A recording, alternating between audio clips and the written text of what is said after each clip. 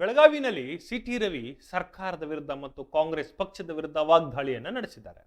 ಬೆಳಗಾವಿಯಲ್ಲಿ ಇಂದು ಮಾಜಿ ಸಚಿವ ಹಾಗೂ ವಿಧಾನ ಪರಿಷತ್ ಸದಸ್ಯ ಸಿಟಿ ರವಿ ಅವರು ರಾಜ್ಯ ಸರ್ಕಾರದ ವಿರುದ್ಧ ತೀವ್ರ ವಾಗ್ದಾಳಿಯನ್ನು ನಡೆಸಿದ್ರು. ಜೊತೆಗೆ ಕಾಂಗ್ರೆಸ್ ಪಕ್ಷದ ವಿರುದ್ಧವೂ ಕೂಡ ವಾಗ್ದಾಳಿಯನ್ನು ನಡೆಸಿದ್ರು.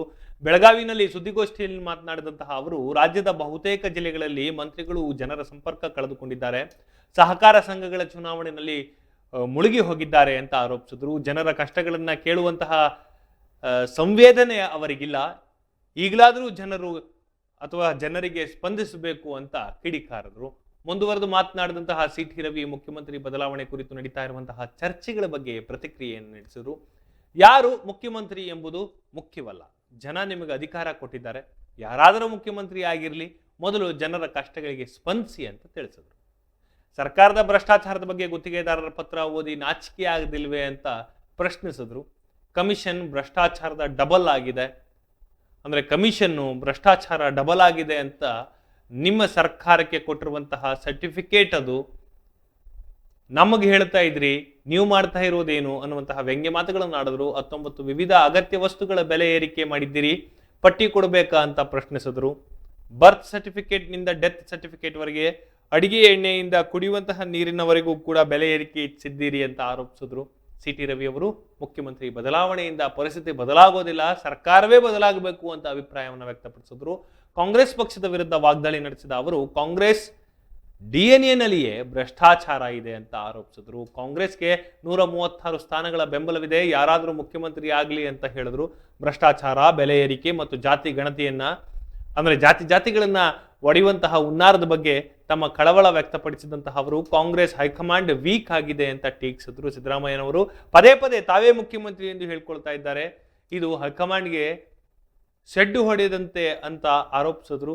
ನವೆಂಬರ್ ಕ್ರಾಂತಿ ವಿಚಾರದ ಕುರಿತು ಮಾತನಾಡಿದಂತಹ ಅವರು ಕ್ರಾಂತಿ ಎನ್ನುವಂತಹದ್ದು ಒಳ್ಳೆಯದಕ್ಕೆ ಬಳಸುವಂತಹ ಪದ, ಆದರೆ ಯಾರು ಮುಖ್ಯಮಂತ್ರಿ ಆದರೂ ರಾಜ್ಯಕ್ಕೆ ಒಳ್ಳೆಯದಾಗುವಂತಹ ವಿಶ್ವಾಸವಿಲ್ಲ ಅಂತ ತಿಳಿಸಿದ್ರು. ಒಬ್ಬ ಭ್ರಷ್ಟ ಹೋದ್ರೆ ಮತ್ತೊಬ್ಬ ಭ್ರಷ್ಟ ಬರ್ತಾನೆ, ಹೀಗಾಗಿ ಕಾಂಗ್ರೆಸ್ ಪಕ್ಷವೇ ಅಧಿಕಾರದಿಂದ ಹೋಗಬೇಕು ಅಂತ ಸಿಟಿ ರವಿ ಹೇಳಿದ್ರು.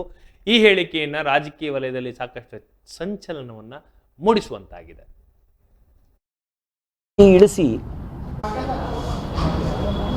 ಬೆಳಗಾವಿ ಜಿಲ್ಲೆ, ಬಿಜಾಪುರ, ಬಾಗಲಕೋಟೆ, ರಾಯಚೂರು, ಯಾದಗಿರಿ, ಕಲಬುರಗಿ, ಬೀದರ್ ಈ ಜಿಲ್ಲೆಗಳಲ್ಲಿ ಅತಿವೃಷ್ಟಿಯ ಸಂಕಷ್ಟಕ್ಕೆ ರೈತರು, ಜನಸಾಮಾನ್ಯರು ಸಿಲುಕಿ ಲಕ್ಷಾಂತರ ಹೆಕ್ಟೇರ್ಗಳಲ್ಲಿ ಬೆಳೆ ಹಾನಿಯಾಗಿ ಮನೆ ಕಳ್ಕೊಂಡು, ಜಾನುವಾರುಗಳನ್ನು ಕಳ್ಕೊಂಡು, ಜೀವ ಕಳ್ಕೊಂಡು ಸಂಕಷ್ಟದಲ್ಲಿದ್ದಾರೆ.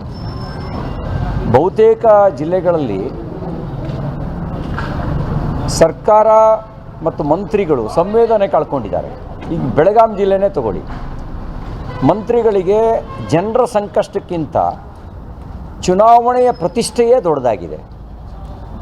ಆ ಚುನಾವಣೆಯ ಒಳಗೆ ಮುಳುಗಿದ್ರೆ ಹೊರತು ಸಹಕಾರಿ ಕ್ಷೇತ್ರದ ಚುನಾವಣೆಯಲ್ಲಿ ಜನರ ಸಂಕಷ್ಟವನ್ನು ಕೇಳಬೇಕು ಅನ್ನುವಂಥ ಸಂವೇದನೆ ಅವರಿಗಿರಲಿಲ್ಲ.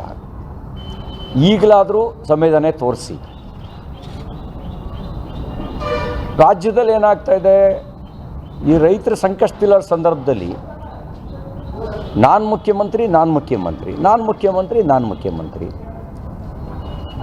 ನೀವು ಯಾರು ಮುಖ್ಯಮಂತ್ರಿ ಅನ್ನೋದು ಮುಖ್ಯ ಅಲ್ಲ, ಜನ ನಿಮ್ಗೆ ಅಧಿಕಾರ ಕೊಟ್ಟಿದ್ದಾರೆ. ನೀವು ರೈತರ ಸಂಕಷ್ಟಕ್ಕೆ, ಜನರ ಸಂಕಷ್ಟಕ್ಕೆ ಸ್ಪಂದಿಸಿ, ಅವರ ಕಷ್ಟದ ನೆರವಿಗೆ ಬನ್ನಿ. ಇದು ನಾನು ಮುಖ್ಯಮಂತ್ರಿ ಅನ್ನೋ ಕಾಲನ ಇದು? ಏನಾಗಿದೆ ನಿಮಗೆ? ಇನ್ನು 2.5 ವರ್ಷ ನಾನೇ ಮುಖ್ಯಮಂತ್ರಿ. ಅರೆ 5 ವರ್ಷ ನಿಮ್ಮ ಪಕ್ಷಕ್ಕೆ ಅಧಿಕಾರ ಕೊಟ್ಟಿದ್ದಾರೆ, ನೀವು ಮಾಡ್ತಿರೋದೇನು? ಭ್ರಷ್ಟಾಚಾರ ಮಾಡೋಕ್ಕೆ ನಿಮ್ಗೆ ಅಧಿಕಾರ ಕೊಟ್ಟಿದ್ದು? ಗುತ್ತಿಗೆದಾರರ ಪತ್ರ ಬರೆದಿದ್ದಾರಲ್ಲ, ಓದಿ ನಿಮಗೆ ನಾಚಿಕೆ ಆಗಲಿಲ್ವಾ?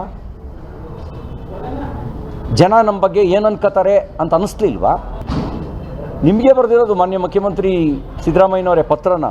ಭ್ರಷ್ಟಾಚಾರ ಡಬಲ್ ಆಗಿದೆ ಅಂತ ಹೇಳಿದ್ದಾರೆ, ಕಮಿಷನ್ ಡಬಲ್ ಆಗಿದೆ ಅಂತ ಹೇಳಿದ್ದಾರೆ. ನಿಮ್ಮ ಸರ್ಕಾರದ ಬಗ್ಗೆ ಅವ್ರು ಕೊಟ್ಟಿರುವಂಥ ಸರ್ಟಿಫಿಕೇಟು ಬೆಲೆ ಏರಿಕೆಯಿಂದ ಜನ ತತ್ತರಿಸಿದ್ದಾರೆ. ಕೇಂದ್ರ ಸರ್ಕಾರ ನಿಮಗೆ ಬರೆದಿರೋದು ಮಾನ್ಯ ಮುಖ್ಯಮಂತ್ರಿ ಸಿದ್ದರಾಮಯ್ಯನವರೇ ಪತ್ರನ. ಭ್ರಷ್ಟಾಚಾರ ಡಬಲ್ ಆಗಿದೆ ಅಂತ ಹೇಳಿದ್ದಾರೆ, ಕಮಿಷನ್ ಡಬಲ್ ಆಗಿದೆ ಅಂತ ಹೇಳಿದ್ದಾರೆ.